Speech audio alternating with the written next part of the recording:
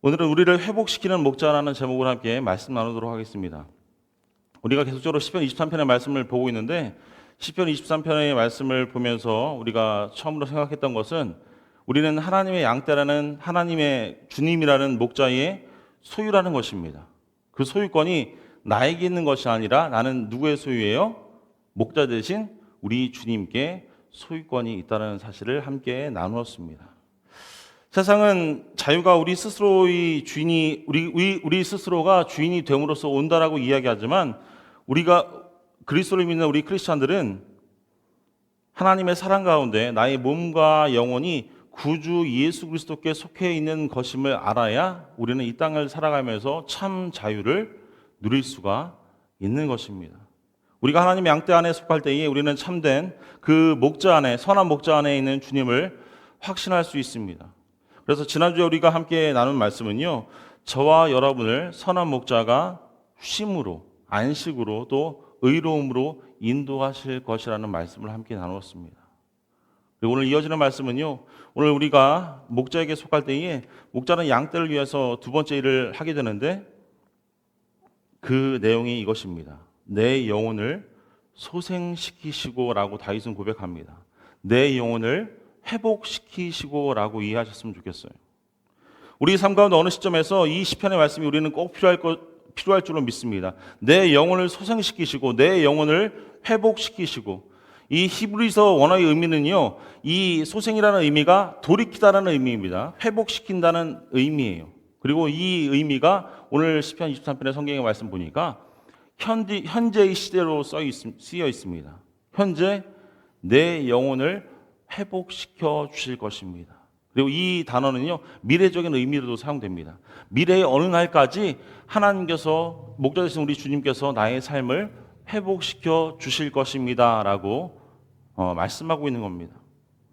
다윗은 하나님께서 과거에도 나를 여러 번 회복시키셨고 앞으로도 나의 삶 가운데 여러 번 수없이 많은 시간 나를 회복시켜 주실 것입니다 라고 우리에게 고백하고 있는 겁니다.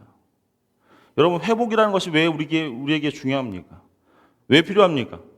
목자가 양을 인도한다면 우리에게 필요한 모든 것들을 다 주신다라고 성경은 말씀하고 있는데, 그렇다면 우리에게 회복이 필요한 이유는 무엇입니까? 곰곰이 생각해 보면요, 목자가 우리를 인도하지만 자주 우리는 그 길을 빗나갈 때가 있습니다. 그리고 더 큰 문제는 우리가 길을 잃었을 때에 돌아가는 길을 우리는 모른다는 겁니다. 하나님은 그의 백성을 출애굽 시에 광야로 이끄셨습니다. 그래서 낮에는 구름 기둥으로, 밤에는 불 기둥으로 이스라엘 백성들을 인도하여 내셨습니다. 그래서 이스라엘 백성들이 해야 할 일은 무엇이었습니까? 한 가지였어요. 그냥 그 구름 기둥을, 불 기둥을 따라가는 것, 그거 하나였어요. 그런데 우리가 성경을 읽으면서, 구약의 이야기를 읽으면서 우리는 잘 알고 있죠. 그들은 어떻게 했습니까? 원망하고 불평했습니다. 그들의 마음속에는요, 애굽으로 돌아가고 싶은 마음이 있었어요.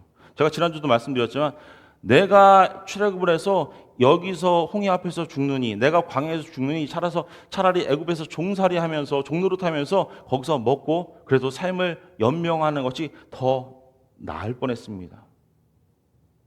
그래서 가나안 땅의 약속의 땅에 들어가려고 했을 때에 그들의 믿음은 흔들렸습니다.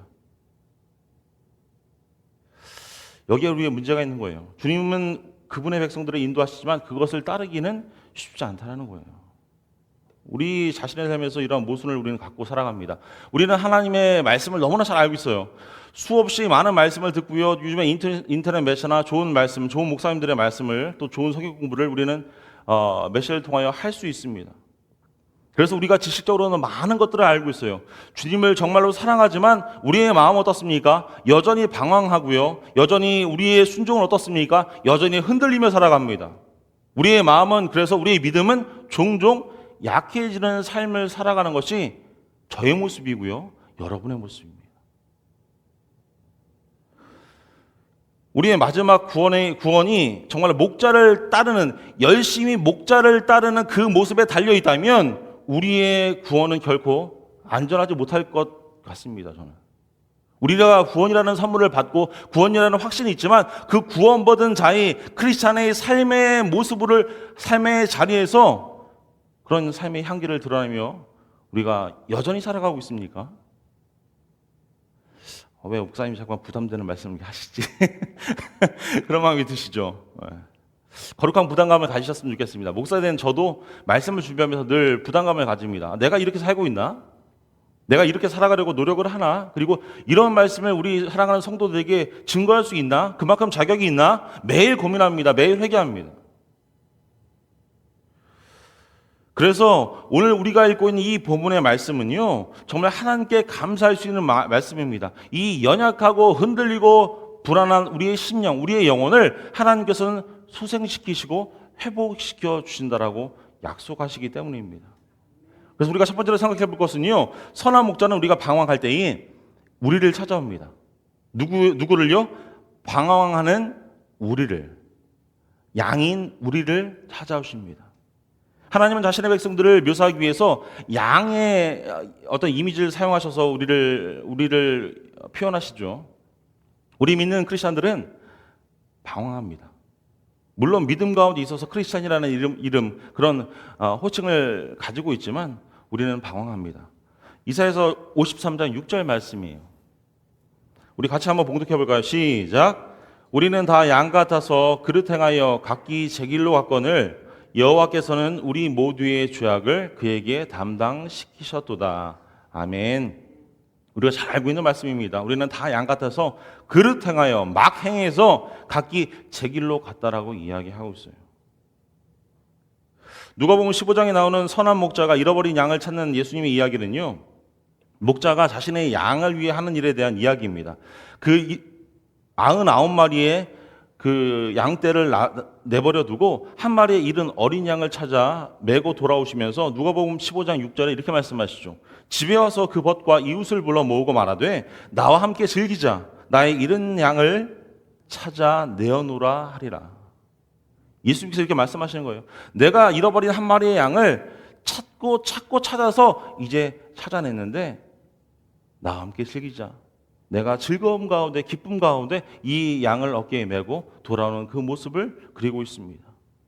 물론 이 비유는요, 믿지 않는 자들을 구원하시는 방법을 우리에게 설명하고 있지만 그 비유에 온전한 어떤 적용을 찾아보면요, 방황하지만 여전히 데려와야 할 잃어버린 어린 양, 한 마리 어린 양을 우리에게 말씀하고 있습니다. 시대들은 방황하고요, 이런 일이 발생하면 목자는 그 잃어버린 양을 찾아낼 때까지, 찾아낼 말씀은 그렇게 나와요. 찾아낼 때까지 찾고 찾으신다는 거예요. 우리가 우리의 삶에서 크리스천으로 살면서 여러분 어떤 삶을 살아가십니까? 한 주간 생활하시면서 수많은 죄 가운데 살다가 이제 주일날 예배에 와서 그 모든 죄를 하나님 다 털어버릴게요 하고 털어버리는 마음으로 혹시 살고 계시지 않습니까? 그러면 똑같이 그 천주교 교인들하고 똑같이 사는 거예요. 한 주간 막 살다가 하나님 너무 많이 죄를 갖고 왔어요. 어우 무거워요. 간신히 이제 가득 가져와서 그게 우리의 모습이 아닙니까? 우리는 매일 방황하고요, 매일 잃어버린 양과 같은 모습으로 살아갑니다. 그래서 그런 모습으로 사실 나왔잖아요. 있는 모습 그대로 나왔으니까 하나님 있는 모습 그대로 받아주십시오. 우리를 아는 것이 중요합니다. 탕자의 비유도 마찬가지죠. 그 탕자, 그 아들은 아버지께 속해 있었습니다. 그런데 아버지로부터 멀어지려고 하는 어떤 개인적인 어떤 노력이 있었어요. 아버지가 이미 나에게 주실 그 유산을 미리 나에게 주십시오. 그럼 그 돈을 가지고 나는 더 많은 것을 배우고 더 많은 사람들을 만나고 더 좋은 것을 누리고 더 가치 있는 일을 하겠습니다라고 아버지께 이야기하며 아마 유산을 받고 나왔겠죠. 저는 이것이 우리 기독교 신자들의 우리의 모습이 아닐까 생각합니다. 우리는 하나님의 양떼이고요, 우리는 아버지께 속해 있습니다. 우리는 그리스도의 피로 구속받았고요, 새로운 피조물입니다. 그럼에도 불구하고 우리 안에는 여전히 나의 것을 챙기고 내 손에 잡히고 내 눈에 보이는 것들을 얻고 그 안에서 우리가 방황하려는 충동이 남아 있습니다. 하나님께서 주신 이 시간 가운데, 물질 가운데, 건강 가운데 내가 나의 삶 가운데 이만큼의 자유를 내가 누리고 싶습니다라는 그런 강한 마음이 저에게 있고요, 여러분에게 있다는 거예요. 여러분, 우리의 신앙생활이 건강할 때 느끼는 것은 이것입니다. 아, 내가 하나님을 떠나 있구나. 아, 내가 하나님을 지금 떠나 있구나. 혹시 이런 생각이 한 번도 들지 않으셨다면 오늘 집에 가서 열심히 기도하십시오. 기도하십시오. 내가 하나님을 떠나 있구나. 이런 생각이 문득문득 들어야 돼요. 우리가 방황하는 이유는 그것입니다. 성령께서 우리에게 새 생명을 주셨고 우리는 그 육신을 가지고 이 생명을 가지고 믿음 가지고 살아갑니다. 갈라디아서 2장 20절 말씀이에요. 제가 개역 개정판 성경을 준비했는데 저는 세 번역으로 제가 봉독해 올리겠습니다. 비교해서 한번 들어보세요. 나는 그리스도와 함께 십자가에서 죽었습니다. 이제는 내가 사는 것이 아니라 내 안에 계신 그리스도께서 사시는 것입니다. 내가 지금 내 몸 안에 사는 것은 나를 사랑하셔서 나를 구하시려고 자기 몸을 바치신 하나님의 아들을 믿는 믿음으로 사는 것입니다. 우리 하나님 아들 믿는 믿음으로 살아야 하는데 육신 안에서 내 안에 계신 살아계신 그리스도를 얼마나 믿으며 살아가고 있는지를 돌아봐야 할 줄을 믿습니다. 우리가 매일 우리 삶에서 돌아볼 때에 아, 내가 하나님을 떠나 있구나 라는 그 고백들이 나올 수밖에 없는 거예요. 사랑하는 여러분, 우리 안에 하나님의 구원의 사역은요, 구원이라는 선물을 우리에게 허락하여 주셨지만 그 시작은 이미 우리 가운데 일어났지만 그 구원의 사건은 완성되지 않았습니다. 아직 아닙니다. 우리가 그리스도를 볼 때에, 우리가 하늘나라에 갈 때에만 그분과 같이 완전해질 것이라고 성경은 기록하고 있습니다. 고린도전서 1장 18절 말씀 보시면요, 바울은 우리 크리스찬들이 이렇게 고백합니다. 구원을 받는 우리. 고린도전서 1장 18절 말씀이에요. 십자가의 도가 멸망하는 자들에게는 미련한 것이요, 구원을 받는 우리, 구원을 받았던 우리가 아니고요, 구원을 받는 우리에게는 하나님의 능력이라고 말씀합니다. 현재예요, 현재. 지금도 과정이라는 겁니다. 그리고 무사히 집에 도착하는 그날까지 방황하고 세상 가운데 질퍽거리는 마음이 여전히 우리 가운데 있다는 겁니다. 여전히 하나님 반, 세상 반, 발을 담그고요. 아, 오늘은 세상 가운데 살까? 오늘은 하나님 가운데 살까? 오늘은 주일이니까 하나님께 가야지. 오늘 월요일부터 토요일은 그래도 세상 사람들과 어울리니까 세상 가운데 살아야지. 이것이 우리가 처한 현실이고요, 우리가 경험하는 현실입니다. 다윗은 그것을 알고 있었습니다. 다윗은 하나님을 따르는 마음을 가졌으나 그의 마음 가운데 이 사랑보다 더 큰 욕망이 있었음을 우리는 성경을 통하여 알 수 있어요. 그 죄로 끌어들이는 욕망이 다윗에게 있었습니다. 그래서 우리가 존경하는 믿음의 선진이었던 그 다윗조차도 크나큰 죄악을 범했죠. 여러분, 오늘 우리가 읽은 이 말씀이 아니었다면 다윗도 그 죄악 가운데 그냥 끝이 났을 거고요, 우리의 죄도 우리의 끝이 되었을지도 모릅니다. 그러나 오늘 좋은 소식은요, 선한 목자는 우리가 방황할 때에 내 영혼을 소생시키신다라고 말씀합니다. 내 영혼을 회복시켜 주신다, 구해 주신다라고 말씀하고 있어요. 여러분, 우리가 방황할 때에 우리 주님은 우리를 어떻게 회복시키십니까? 목자 되신 주님께서 그렇다면 우리의 삶 가운데 무엇을 하신다라고 약속하시는 겁니까? 아니, 우리가 어떻게 살아가기에 하나님께서 이런 말씀, 약속의 말씀을 다윗을 통하여 우리에게 해주셨을까요? 요한계시록 말씀을 보시면요, 부활하신 예수 그리스도께서 7교회에 나타나셔서 한 교회마다 어떤 이야기를 해주십니다. 그 중에 첫 번째 교회는 에베소 교회입니다. 에베소 교회인들은 좋은 사람들이었어요. 그래서 계시록 2장 2절 말씀 보시면요, 이렇게 말씀합니다. 내가 내 행위와 수고와 내 인내를 알고 내가 열심히 하는 걸 알았다는 거예요. 또 악한 자들을 용납하지 아니하는 것과 너희가 올바르게 살았다는 걸 알았다는 거예요. 자칭 사도라 하되 아닌 자들을 시험하여 그의 거짓된 것을 내가 드러낸 것과 내가 크리스천으로서 분별력 있게 살았다는 걸 알았다라고 이야기하고 있어요. 3절 말씀이에요. 또 내가 참고 내 이름을 위하여 견디고 게으르지 아니한 것을 아노라. 내가 열심히 부지런함으로 충실함으로 신앙생활을 했다는 것을 내가 알아. 그런데 4절 말씀입니다. 그러나 너를 책망할 것이 있대요. 이만큼 열심히 하고요, 잘한 걸 알고 있는데 예수님께서 말씀하시는 겁니다. 너를 책망할 것이 있는데 너의 처음 사랑, 첫사랑을 너희가 버렸느니라 말씀합니다. 내가 근면하고 올바르고 분별력 있게 또 충성스럽게 부지런하게 신앙생활을 하는 걸 알아. 그런데 이런 사람들조차도 예수 그리스도에 대한 첫사랑을 잃어버릴 수 있다는 겁니다. 우리에게 주신 하나님의 말씀이죠. 내가 열심히 신앙생활하고 열심히 기도생활하고 열심히 말씀생활하고 열심히 헌금생활하고 열심히 어떤 하나님의 시간 가운데 많은 것들을 드리고 알아. 그리고 너희 마음 가운데 가장 중요한 것, 너의 첫사랑을 혹시 잃어버리지 않았니?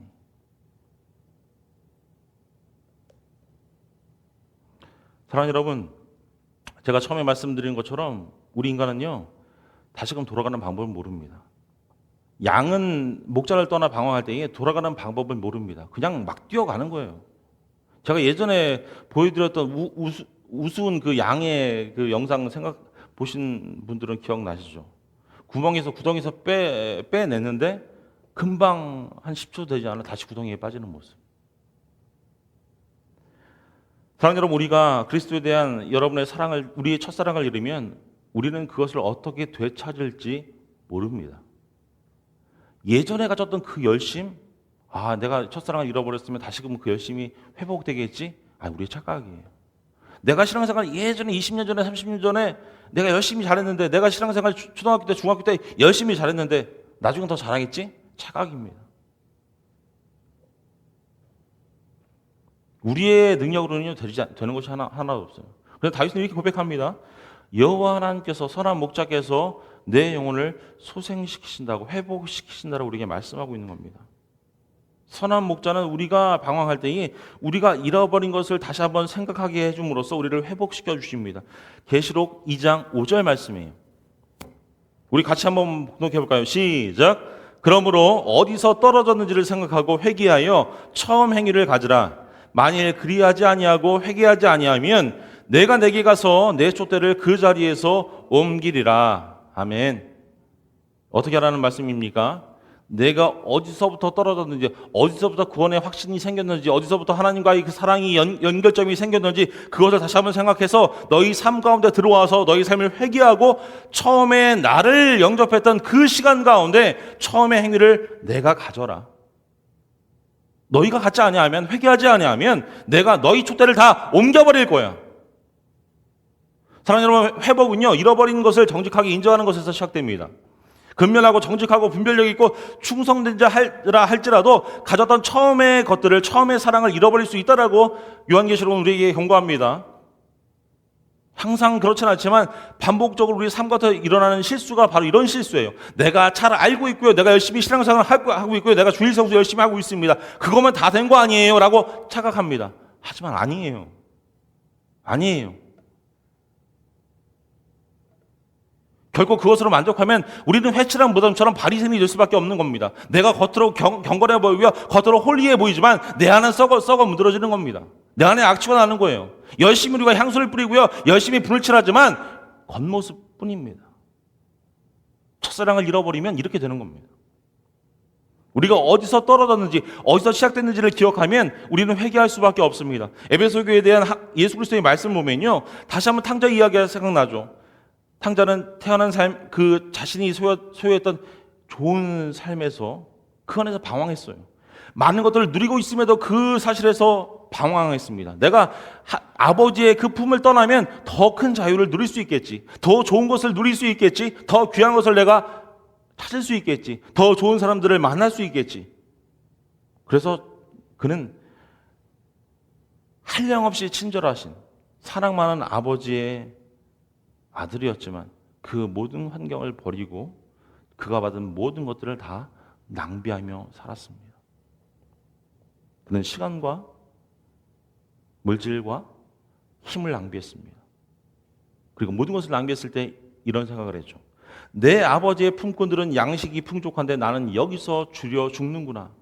내 아버지의 종들은 그래도 집에서 두 발을 뻗으며 편하게 잠을 자고 좋은 음식을 먹고 있는데 나는 여기서 굶어 죽는구나. 그리고 나서 이렇게 이야기합니다. 내가 일어나 아버지께로 가겠다. 사랑하는 여러분, 우리의 삶의 처음에 그 시작을 기억하는 것은요, 회개로 이어지게 됩니다. 우리의 첫사랑을 회복하는 것은요, 회개로 이어지게 됩니다. 하나님 우리가 잃어버린 것을 생각나게 하심으로 우리가 방황할 때에 우리를 회복시켜 주시는 줄로 믿습니다. 그래서 우리가 신앙생활을 건강하게 한다면 우리 삶 가운데 이런 이야기가 계속 일어나야 돼요. 내가 하나님과 잘 교제하고 있나? 하나님과 함께하고 있나? 하나님께서 회복시키신 이 놀라운 진리를 보면서 우리는 이것이 나에게 필요한 것임을 우리는 알고 있습니다.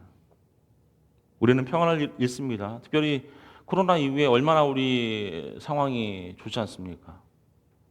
여러 가지 많은 질병들이 발생하고요. 경제적으로도 지금 디폴트에 올까 말까 하는 미국조차도 이런 어려움 가운데 빠져 있습니다. 세상에서 주는 기쁨들은 하나 둘씩 사라져만 갑니다. 신앙생활하면서 근면하고 정직하고 분별력 있게 충성스럽게 신앙생활하지만 우리는 그리스도에 대한 첫사랑을 세상이 주는 염려와 걱정 때문에 잃어버리며 살아갑니다. 그러나 내 영혼을 회복시키기 위해서 우리는 선한 목자가 필요합니다. 목자 되신 주님께 나를 그렇게 해달라고 우리는 요청할 수 있어요. 목자 되신 주님이 계시다면. 여러분, 이것이 다윗이 한 일입니다. 여호와는 나의 목자시니, 그래서 내가 목자에게 달려갈 때에 그 목자가 내 영혼을 회복시켜 주시리라고 고백하고 있는 거예요. 시편 51편 12절 말씀 보시면요, 다윗이 이렇게 고백합니다. 주의 구원의 즐거움을 내게 회복시켜 주십시오. 내가 주님과 함께하는 그 즐거움을 내게 회복시켜 주십시오. 이 고백이 저와 여러분들의 고백이 될 수 있기를 축원합니다. 예배 가운데 나오셔서 말씀들을 들으실 때에 우리가 말씀 나누고 하나님께 예배 드릴 때에 하나님과의 만남의 즐거움, 만남의 그 구원의 즐거움을 내게 회복시켜 주십시오라고 고백했으면 좋겠습니다. 한 가지 더 생각해 볼 것은요, 선한 목자는요, 우리가 흔들리고 방황할 때에 우리를 회복시켜 주시는 분입니다. 때때로 우리는 또 돌아가는 말씀이지만 때때로 우리는 목자로부터 멀어지기 때문에 회복되어야만 합니다. 문제의 근원은 누구에게 있어요? 우리 자신의 교만과 우리 자신의 죄와 우리 자신의 어리석음에 있습니다. 양과 목자라는 책이 있습니다. 필립 켈러라는 목자가 직업이었던 사람이 자신의 경험을 바탕으로 쓴 책이 양과 목자라는 책입니다. 그래서 인터넷 보면 요약본으로 잘 나와 있는 글들도 있습니다. 그래서 보실 수 있는 분들은 한번 찾아보셨으면 좋겠어요. 그 글들에 보면 이런 글이 나옵니다. 양의 털이 너무 많거나 살이 찌거나 원래 키가 딱달막하거나 혹은 새끼를 베었을 때에 이런 경우가 생긴다고 하는데, 양이 뒤집어져서 내 다리로 하늘을 향해 누운 상태가 되면 스스로 일어나지 못한다고 합니다. 보셨어요 혹시? 이게 캐스트 쉽이라는 용어로 사용하죠. 이렇게 누우면요, 얘는 못 일어나요. 못 일어나는 것으로 끝나면 다행입니다. 뒤집힌 양은 공포에 사로잡혀 네 발을 미친 듯이 허우적거린다고 합니다. 이런 몸부림은요, 사태를 더욱 악화시킬 뿐이라고 합니다. 몸이 더욱 굴러가 내려가게 되고요, 그렇게 되면 다시는 일어날 수 없습니다. 버둥거리는 동안 양의 혹위, 되새김질을 하는 동물 중에 첫 번째 위라예요. 그 속에 가스가 차오르기 시작하는데 그 가스가 차면 몸의 끝부분, 특히 사지의 끝부분, 어디입니까? 다리 끝부분이죠. 다리가 얇잖아요. 이 몸에 비해서 다리가 얇죠. 이렇습니다. 다리가 얇아요. 이렇게 다리가 짧고. 가스가 차면 몸의 끝부분에 혈액순환이 잘 안 되어 가다가 급기야는 혈액 공급이 끊겨서 멈춘다고 합니다. 그래서 뒤집힌 양에게 가자마자 제일 먼저 하는 것은 양을 일으켜 세우는 일을 가장 먼저라고 합니다. 그리고 오랫동안 뒤집혀 있었던 그 양인 경우에는요, 몸통을 들어 올려서 세워주고 그 다리에 혈액순환이 될 수 있도록 부드럽게 마사지를 계속 해줘야 그 다리를 활동할 수 있다고 합니다. 책은 이렇게 기록합니다. 이 일은 상당한 시간을 요했다. 상당한 시간을 에너지와 힘을 들여서 마사지를 해야 한다고 합니다. 하지만 조금씩 양은 균형을 되찾아갔고 마침내 서서 제대로 걷기 시작하더니 이윽고 나머지 양떼를 향해 뛰어갔다. 두려움과 좌절감에서 해방되어 다시 한번 살 기회를 얻은 것이다 라고 이 책은 기록하고 있습니다. 여러분, 선한 목자는요, 우리가 이런 위기의 상황일 때 이게 우리예요. 우리 여기 얼굴에다가 내 얼굴 한번 집어넣으셨습니다. 우리. 잘 먹고 잘 쉬다가 푸른 추장 맑은 시냇물가에서 먹고 있다가 이렇게 누울 수 있는 겁니다. 우리가 누우면요 일어날 수 없어요. 선한 목자가 우리의 위기 상황일 때 오셔서 우리의 다리를 마사지하고요, 우리를 다시금 뒤집어 일으켜 세우셔야 우리는 다시금 걸을 수가 있고 뛸 수가 있는 겁니다. 여러분, 우리의 신앙은요 흔들릴 수 있는 겁니다. 여러 가지 많은 신앙을 흔들리게 하는 이유들이 있죠. 몇 가지 생각해 보면요, 시편 73편 2절 말씀에 이렇게 말씀합니다. 나는 거의 넘어질 뻔하였고 나의 걸음이 미끄러질 뻔하였으니. 이것은 아삽이라는 사람의 이야기입니다. 그는 다윗 왕 시대에 하나님의 백성을 위한 예배의 인도자였고요, 시편의 여러 개의 시편을 기록했습니다. 그중 하나가 이 말씀인데요, 그는 자신의 삶에서 신앙을 거의 잃을 뻔했던 그 이야기를 오늘 시편 73편에 이렇게 이야기하고 있어요. 나는 신앙에서 거의 넘어질 뻔하였고 나의 걸음이 미끄러질 뻔하였더니. 어떤 걸음이요? 하나님께 나가는 걸음이 미끄러질 뻔했다는 겁니다. 내 신앙의 길 가운데 내가 미끄러했다는 겁니다. 그런 예배 사는 사람들을 인도하고 예배를 진행했지만 그 자신의 믿음이 흔들렸고, 그 이유는 무엇입니까? 3절 말씀 보시면 이렇게 기록합니다. 내가 악인의 형통을 보았노라. 우리가 느끼는 것 중에 하나 아닙니까? 왜 악한 사람들이 잘 되지? 하나님이 계시다면 왜 악한 사람들을 저렇게 가만히 내버려 두시지? 세상이 이야기하는 천벌을 주셔서 저 악한 사람들에게 정의롭게 공의롭게 하나님께서 벌을 내려주셔야 정말 하나님께서 살아계신다는 그 사실을 많은 사람이 알 수 있는 거 아니야? 라고 생각할 때가 많이 있습니다. 이 아삽의 마음이 그랬다는 거예요. 악인이 번성하고 하나님은 그들을 그냥 내버려 두십니다. 모든 불의가 그에게 닥쳤고 그의 믿음은 흔들리기 시작했습니다. 불의한 것들에 의해서 그가 하나님께로 나가는 그 걸음이 미끌거렸어요.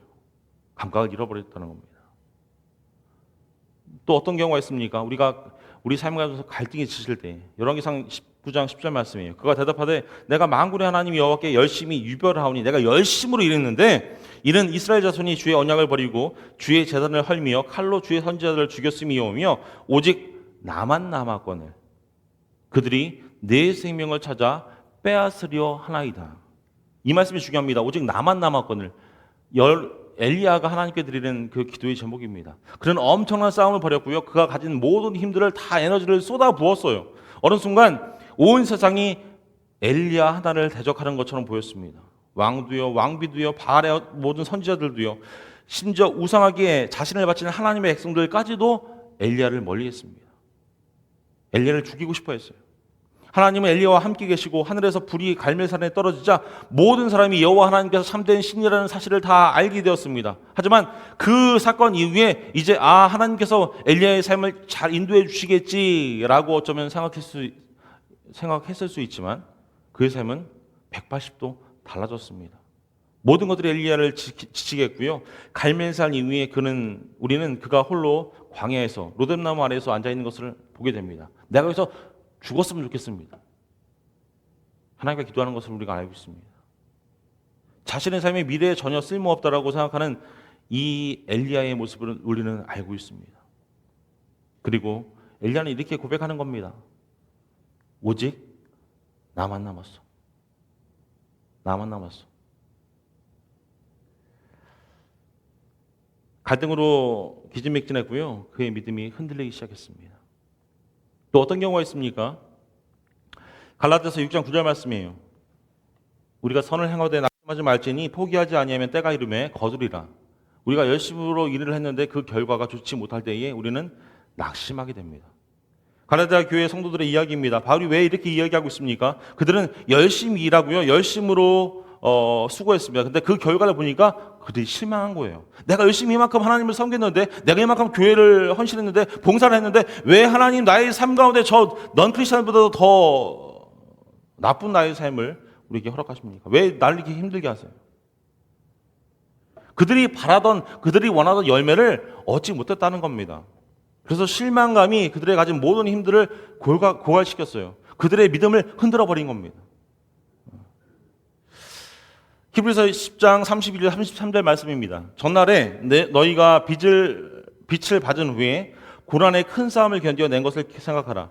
혹은 비방과 환난으로서 사람에게 구경거리가 되고 혹은 이런 형편에 있는 자들과 사귀는 자가 되었다라고 이야기하고 있는데, 이것은 히브리 교인들에게 주는 말씀입니다. 처음 예수님을 믿게 된 이후로 히브리 교인들은 오늘 말씀 보니까 뭘 받았어요? 고난의 큰 싸움이 있었고요, 비방과 환난이 있었다는 겁니다. 크리스찬으로 살아가면서 우리가 현대를 살아가는 우리에게 크리스찬으로 살아가면서 누가 비방하고 누가 고난을 주고 누가 우리에게 환난을 줍니까? 속으로는 욕할 수 있겠죠. 야, 저기 크리스찬이야? 저렇게 살아가는 게 크리스찬이야? 하지만 겉으로는 이렇게 고난을 주지 않잖아요. 비방하지 않잖아요. 환난을 주지 않잖아요. 그런데 히브리 교인들은 이 고난과의 힘든 싸움을 경험하며 겪으며 신앙생활을 했다라고 성경은 기록하고 있는 겁니다. 처음에는요, 이 교인들이 어떤 마음이 있었을까요? 이 고통을 받으면서 내가 가진 믿음을 잘 지키기 위해서는 이 고통을 잘 참아내야지, 이런 마음을 가지고 있었을 거예요. 심지어는 그 고난을 이건 주님이 나에게 주신 기쁨이야 라고 아마 그 고난을 받았을 겁니다. 하지만 시간이 지나면서 그 고통에 대한 대가가 점점 커지기 때문에 어려웠을 거예요. 여러분, 고통은요 우리의 힘을 약화시킵니다. 우리가 물질적인 고통이요 잠깐 있으면요 내가 조금 버티면 하나님께서 더 회복시켜 주시겠지. 하지만 그 고통이 점점 길어지면 길어질수록 낙담하게 됩니다. 우리가 건강을 잃으면요 처음에 내가 작은 병에 걸려서 그 병을 이겨내고 이런 과정을 겪을 때는요 잠깐 내가 힘이 지치고 고통스러울 수 있지만, 큰 병에 걸렸을 때에 우리가 가진 모든 에너지를 다 고갈하게 됩니다. 지치게 됩니다. 우리 대부분은 잠시 동안은요 그 고통을 견딜 수 있지만 계속되면요 낙담하고 믿음이 흔들리기 시작할 수밖에 없습니다. 저는 믿음 생활하면서 가장 마음이 아팠던 것들이 그런 이유 때문에 하나님을 떠나는, 주님을 떠나는 분들을 심심치 않게 보았습니다. 오늘 제가 몇 가지 말씀드린 아삽과 엘리야와 갈라디아 교인들, 히브리 교인들, 이들은요 열심히 신앙생활을 했지만 모두 흔들거렸습니다. 그러나 그들 모두 회복되었어요. 어떻게 회복시키셨습니까? 믿음의 선진들에게 어떤 패턴이 있었어요? 모두 하나님과의 만남이 있었습니다. 회복시키려는 하나님과의 만남이 있었어요. 사랑하는 여러분, 우리가 말씀 보면서 정말 우리를 소름 끼치게 하는 것은요 하나님께서 그들 각자의 삶에 찾아오셔서 그들 각자의 방법으로 각자의 삶의 자리에서 그들을 변화시켜 주셨다는 거예요. 아삽의 사역을 통해서 하나님은 회복시켜 주셨습니다. 시편 73편 16절 17절 말씀이에요. 제가 세 번역으로 봉독해 올립니다. 이거랑 비교해서 한번 들어보세요. 나는 이 모든 일들을 이해해 보려고 무척이나 애썼습니다. 어떤 일들이요? 불의한 것들, 악한 자들이 잘 되는 그 모든 것들을 내가 이해해 보려고 무척이나 애썼습니다. 그러나 그것은 너무나 힘든 일이었다고 고백합니다. 저와 여러분들이 느끼는 고백이죠. 17절 말씀이에요. 그러나 하나님의 성전으로 나아가서야 비로소 그들에게 무슨 일이 일어날지 깨닫게 되었습니다. 하나님의 성전에 들어가서 내가 하나님께 예배하고 하나님 앞에 무릎 꿇고 머리 숙일 때에 하나님께서는 그 마음 가운데 역사하셨어요. 그 마음 가운데 찾아오셔서 하나님께서 아삽의 마음을 달래셨습니다.